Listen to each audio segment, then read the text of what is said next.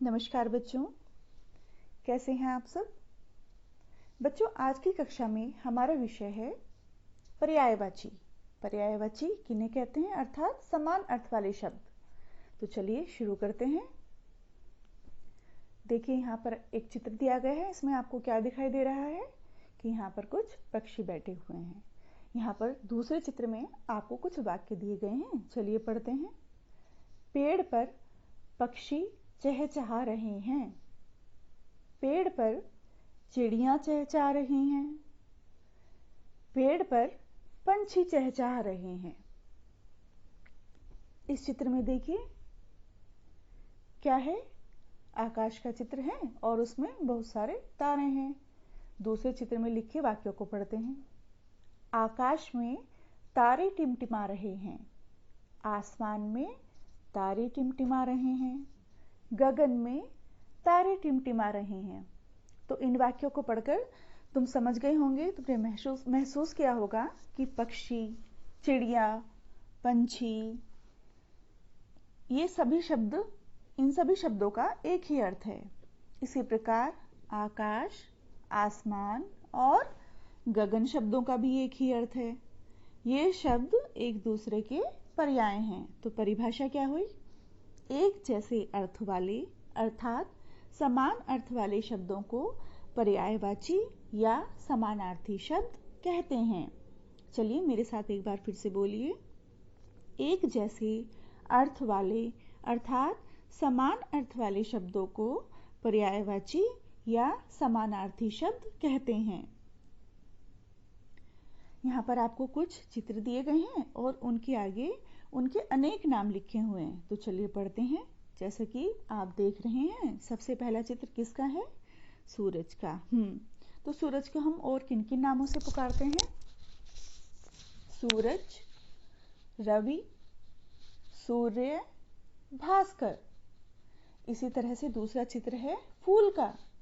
ठीक है, तो फूल को हम और किन किन नामों से बुलाते हैं और उनके दूसरे अनेक नाम क्या क्या हैं? सुमन, पुष्प, कुसुम, फूल। तीसरा चित्र किसका दिया गया है? आंख का। लेकिन आंख के दूसरे नाम और क्या क्या हैं, उन्हें भी पढ़ते हैं। नेत्र, नयन, आंख, लोचन। आसमान में चांद निकला हुआ है, जैसा कि इस चित्र में हमें दिखाई दे रहा है। तो चांद को हम और किन किन नामों से भी बुलाते हैं? चांद, चंद्रमा, शशि, राकेश। पर्वत, पर्वत के और अनेक नाम क्या हैं? पहाड़, पर्वत, गिरि, शैल। तो यहाँ पर आपको कुछ शब्द दिए गए हैं इस तालिका में और उनके सामने पर्यायवाची शब्द। चलिए पढ़ते हैं। पेड़, पेड़ के पर्यायवाची शब्द क्या हैं, यानी उनके अनेक नाम क्या हैं? वृक्ष, तरु, ध्रुव, तरुवर। रात, रात को हम और किस नाम से पुकारते हैं? रात्रि, रजनी, निशा, रैन। संसार, जगत, विश्व, लोक, दुनिया। कमल, कमल के पर्यायवाची शब्द क्या हैं? पंकज, नीरज, वारिज। औरत, औरत के पर्यायवाची शब्द स्त्री, महिला, नारी। आग, आग के पर्यायवाची शब्द अग्नि, पावक, अनल। नदी, नदी के पर्यायवाची शब्द क्या हैं? सरिता, तटिनी, तरंगिनी। इसी तरह से इस तालिका में कुछ और शब्द दिए गए हैं और उनके सामने उनके पर्यायवाची शब्द लिखे हैं। चलिए आइए पढ़ते हैं। ईश्वर, ईश्वर के और अनेक नाम क्या हैं? भगवान, प्रभु, परमात्मा, ईश। आदमी, मनुष्य, मानव, नर, प्राणी। धरती, धरती के क्या क्या पर्यायवाची शब्द हैं? जमीन, भूमि, पृथ्वी, वसुधा। हवा, वायु, पवन, समीर, बाग, बगीचा, उपवन, वाटिका, बादल, मेघ, घन, घटा, जलद, पानी। पानी के क्या क्या पर्यायवाची शब्द हैं? जल, वारी, नीर, अंबु। इन चित्रों को पहचानो और उनके 3-3 पर्यायवाची शब्द लिखो। तो सबसे पहला चित्र किसका है? पर्वत का। तो पर्वत के अनेक नाम क्या हैं? पहाड़, पर्वत, गिरी।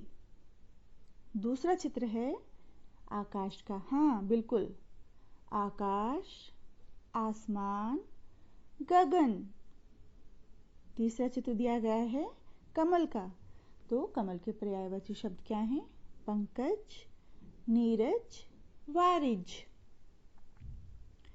चौथा चित्र देखिए किसका है? हाँ बिल्कुल, आग का। तो आग को हम और अनेक किन के नामों से पुकारते हैं? अग्नि, पावक, अनल। पत्र में लिखे शब्दों को पढ़ो, समानार्थी शब्दों को छांटकर अलग लिखो। तो प्रथम पंक्ति में सबसे पहला शब्द दिया गया है यहाँ वृक्ष। तो वृक्ष के जो समानार्थी शब्द हैं कौन कौन से हैं? तरु, द्रुम। तो हम प्रथम पंक्ति में लिखेंगे क्या? वृक्ष, तरु, द्रुम। हमारा दूसरी पंक्ति में पत्र में शब्द दिया गया है पहला चक्षु। तो चक्षु, इसके समानार्थी शब्द कौन से हैं? नयन, आंख। अब हमें यहाँ पर तीसरी पंक्ति में शब्द दिया गया है चांद। तो चांद के समानार्थी शब्द हैं शशि, राकेश। अब देखिए अगली पंक्ति में हमें शब्द दिया गया है जल।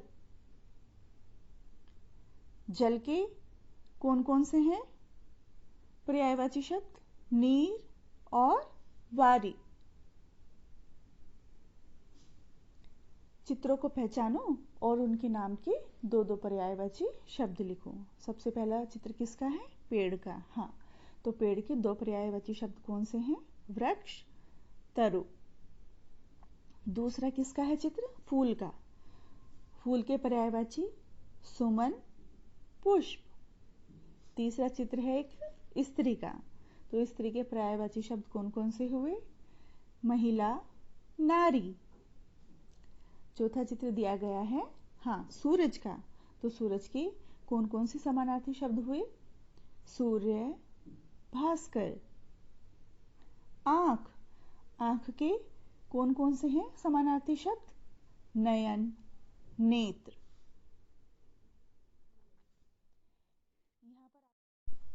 यहाँ पर आपको कुछ वाक्य दिए गए हुए हैं, उनमें रिक्त स्थान है और कुछ शब्द रेखांकित किए गए हैं। तो रेखांकित शब्दों के पर्यायवाची लिखकर हम वाक्य पूरा करेंगे। जैसे कि पहला वाक्य है, बल्ब जलाते ही रोशनी हो गई। सारा कमरा रोशनी का समानार्थी शब्द है प्रकाश। तो हम क्या लिखेंगे? सारा कमरा प्रकाश से भर उठा। दूसरा वाक्य है, मनुष्य जाति की सेवा करना प्रत्येक। तो जो रेखांकित शब्द है हमारा मनुष्य, उसका समानार्थी शब्द है मानव या प्राणी। तो हम लिखेंगे मनुष्य जाति की सेवा करना प्रत्येक प्राणी का या प्रत्येक मानव का धर्म है। देखते ही देखते आकाश में बादल घिर आए और बादल का पर्यायवाची शब्द क्या है? घटा। काली घटा छा गई। अगला वाक्य है हमारा बाग। तो बाग का समानार्थ वाला शब्द है जैसे बगीचे, उपवन। तो हम क्या लिखेंगे? बाग बगीचे चांदनी में नहा उठे। तो मुझे आशा है कि आपको यह टॉपिक समझ आया होगा, पर्यायवाची शब्द अच्छे से समझ में आए होंगे। अगली कक्षा में मिलेंगे हम एक नए टॉपिक के साथ, एक नए विषय के साथ। धन्यवाद।